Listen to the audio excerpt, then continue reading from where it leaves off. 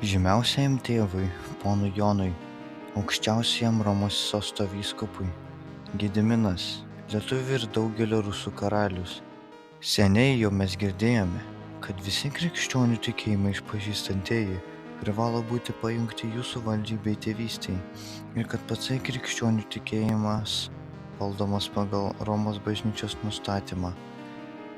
Dabar mes jūsų prakilnybei šio laiško pranešame, kad mūsų pirmtakas karalius Mindaugas su visa savo karalystė buvo atverstas į Kristaus tikėjimą, bet dėl žiaurių neteisybių ir nesuskaitomų išdavysčių, kuris padarė Vokiečių ordino brolių magistras, visi jie atsitraukė nuo tikėjimo, taip kad tie ir mes lygi pat šios dienos pasiliekame savo protėvių paklydime.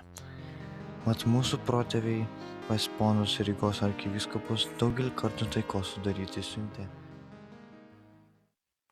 Pirmasis Gedimino laiškas.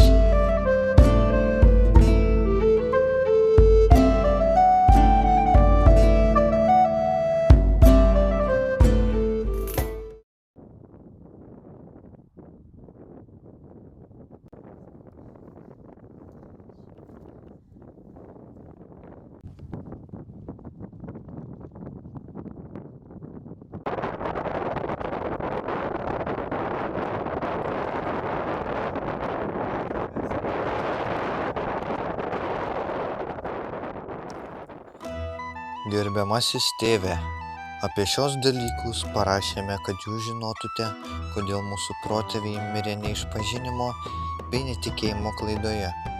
O dabar, gerbiamas šventasai tėve, mes uoliai meldžiame, kad jūs atsižvelgtumėte į mūsų apverktiną padėtį, nes esame pasirengę, kaip kiti krikščionių karaliai, jūsų visose reikaluose klausyti bei katalikų tikėjimą priimti, kad tik tai nuo aukščiau minėtų.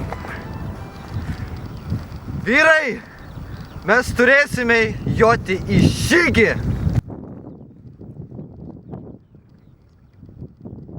Blet, tai traukiam kaladėlės. Žygiuojam, vyrai!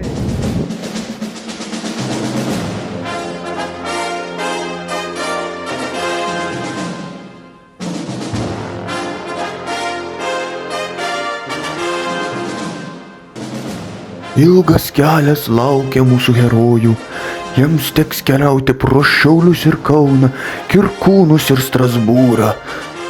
Jie taip ilgai keliavo, kad man tą pačią dainą reikėjo lūpinti kokius 5 kartus. Bet sunkiausia laukia priešaky.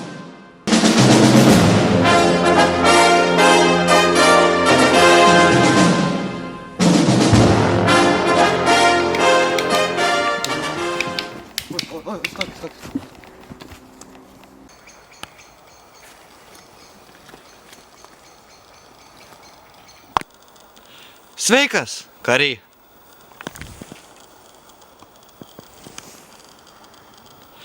Tu atrodai narsus.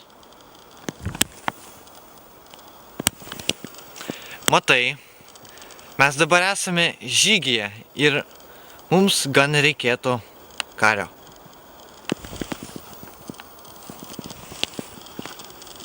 Man atrodo, kad aš tam galiu pasitikėti. Tačiau, ar tu sutinki prie mūsų prisijungti?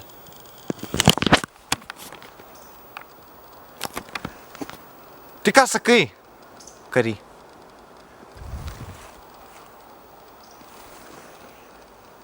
Matau. Aš nusivylęs tavim. Tebūnie, jojam toliau, vyrai. Nieks nepraeis. Ką tu pasakei? Nieks nepraeis ir išliks gyvas. Aš įsakau tau praeit. Tada tu mirsi. Tebūnie.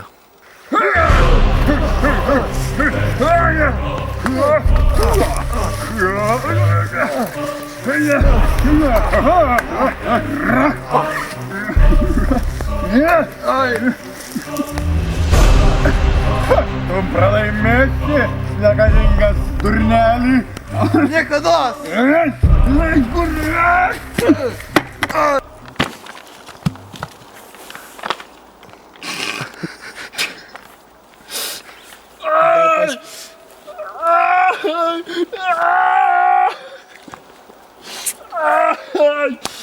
Mano ranka. Nagi vyrai, einam tolyn. Skauda. Skauda. Nu įdomu, kas nors ateis, ar ne?